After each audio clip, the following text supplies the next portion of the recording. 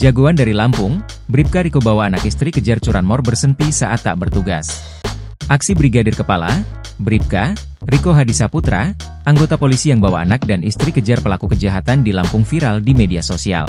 Kejadian ini bermula ketika Bribka Riko tengah mengendarai mobil dalam perjalanan pulang usai menjemput anaknya bersekolah. Anggota Polres Lampung Barat ini pun langsung beraksi saat melihat warga ramai-ramai melakukan pengejaran terhadap komplotan pencuri sepeda motor. Padahal saat itu, Bribka Riko sedang tidak bertugas. Saat dikonfirmasi, Riko menjelaskan, peristiwa itu terjadi di Jalan Kampung Gotong Royong, Kecamatan Gunung Sugih, Lampung Tengah, Provinsi Lampung, Kamis, 26 September 2024, siang. Sejumlah warga menyebut komplotan pencuri itu kabur ke arah Riko datang. Tanpa pikir panjang, Riko langsung memutar mobil dan melaju untuk mengejar komplotan itu.